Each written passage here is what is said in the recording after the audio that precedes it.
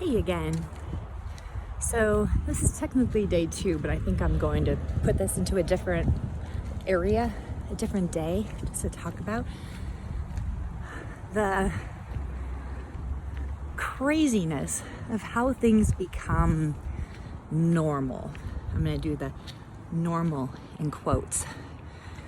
You know, some way along the way, it became a thing that women's breasts were a sexual thing, and our butts.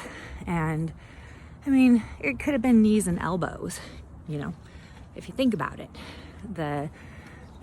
Men's breasts aren't a thing, and they have a purpose. They feed babies. They're there. It is culturally necessary for us as women to wear bras.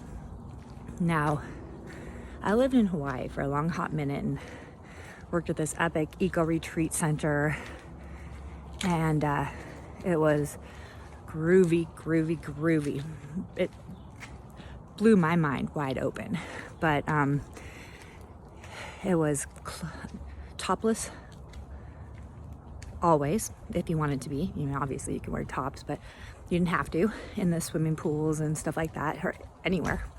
And it was clothing optional after 5. And we were a mile away from a nude beach. Everybody hung out on Sunday for potluck dinner. After living there for a while, you quit looking at the body as boobies and butts and weenies. It's just part of the human anatomy, us as a human. And it was awesome. It was also during that time that I discovered how harmful bras really are for us to wear. Not only are they uncomfortable, so uncomfortable. I usually always wear sports bras because I can't stand the wires and padding and smushiness, and they're hot, especially going through menopause now. It's ugh.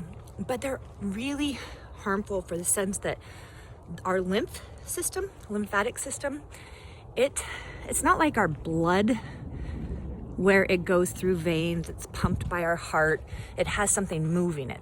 The lymph has to be manually moved. So you either have to exercise, you have to do lymphatic drainage, which is a form of body work. But one of the things is that we have a lot of lymph nodes in our armpits, around our breast area. And when you wear bras, you cinch that off. So it creates, it's not great. It's like a roadblock. You're not gonna, because the lymph actually drains down in our torso area. So imagine if you have some sort of an infection or something like that. The lymph system is designed to help our immune system, things like that, travel. So if you block that off, imagine if you had an infection. So sometimes when you get sick and your lymph nodes behind your ears get swollen. So imagine if you weren't able to drain that down to your torso in order for your body to get rid of it. Problematic. So the reason I'm doing this today is I typically succumb to the cultural norm in our culture, America, that's where I'm at right now, of wearing a bra. But I'm not today. It's hot. There's me, boobless. You see, I have a backpack, so this one's way up, this one's way down. So anyway, whoop-de-doo. Anyway, it's a fun conversation. So many other cultures, it's not a thing. Africa, I don't know, I haven't been to Africa now, but back in the day, it was just not a thing. Europe, not a thing. So something to contemplate, ladies. Okay, bye. Hey there. Okay, so I'm gonna post today the video about cultural bras, breasts, things like that. But one thing before I post things, I like to go back and rewatch it just to make sure if there's anything I'm forgetting that I can share. So one thing that was apparent was that you like the fan background up there. It's pretty groovy. So we can't all just quit wearing bras. I mean, we could technically, if we can do whatever we want. However, there are things that we need to do. So it might be a minute before you can get a really comfortable loosey-goosey bra, like a bamboo one that's not tight and constricting, that doesn't stop the flow of lymph and things like that. However, I have had a hysterectomy, and so therefore I no longer have like symptoms of our hormones changing and things like that. But I do know that